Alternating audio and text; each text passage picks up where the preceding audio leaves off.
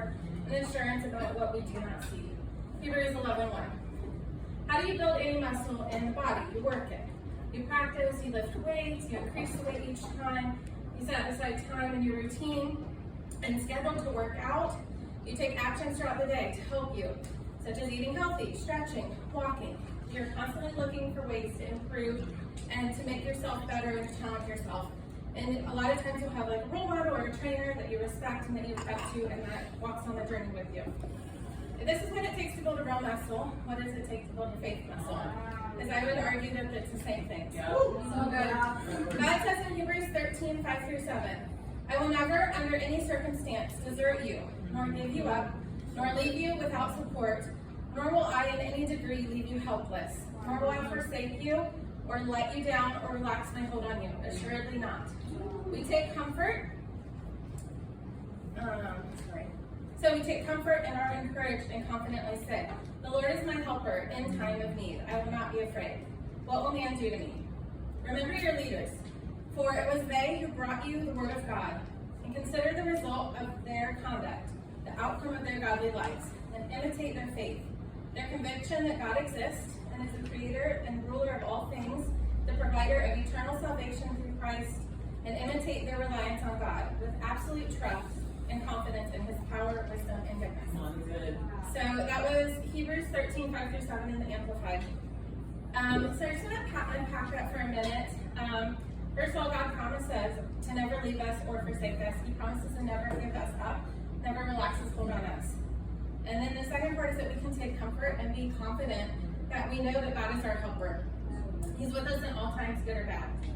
And he helps us in life. Lastly, it says to imitate our leaders.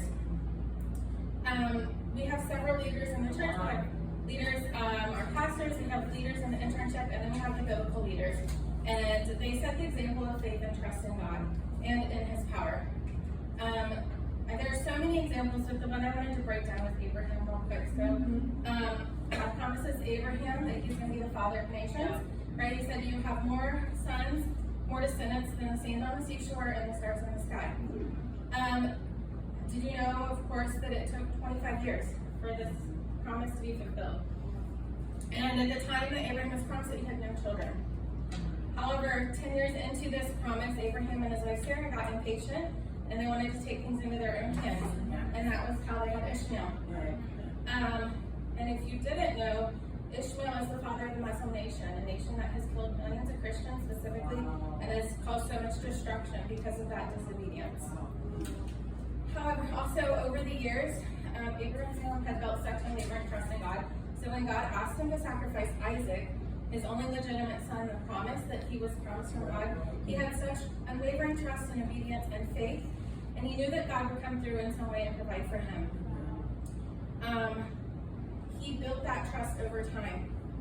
And God basically was testing Abraham, saying, do you love me more than this? Do you love me more than the biggest thing on the earth that you love? Do you love me more?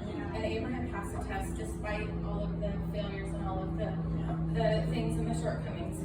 And Abraham is just one example. There are so many examples and so many just godly examples and ways that God will build this faith muscle and build this trust and dependence on him. Just real quickly, Noah, it took over 100 years from the time God said build an ark to the time of flood. David, it took him 15 years from the time he was promised king to the time he was sitting on the throne. And then Joseph, it took over 20 years from the time he was told that he would rule over Egypt and his family submit to him until the time he stepped into that leadership. And today I just want to ask you, where is your faith muscle, right? We have to spend the time to build it. We have to spend the time and the perseverance on it. James 1:3 says, be assured that the testing of your faith through experience produces endurance, leading to spiritual maturity and inner peace.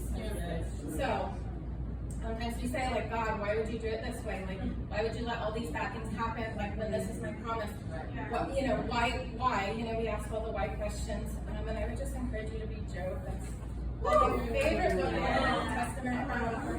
And then I just wanted to end by leaving you with 4 questions to ponder. Number 1, do you trust God and his promises, specifically for you? Why or why not? Number 2, is it possible that God is constantly pouring out visions, dreams, and plans over our lives, That we're too busy or impatient to hear him or wait on him, or we're too stuck or stubborn to receive him. Number 3, what's the ripple effect? Sorry, I have to speed up. What's the ripple effect in legacy that we leave when we disobey God, or we get tired of waiting on God, or we're too stuck or too stubborn, and this is our additional mistakes, right? And then number 4, will you trust God and choose faith and believe, even when your circumstances are showing you the opposite of what was promised? Wow. So will you build your faith muscle or your doubt muscle?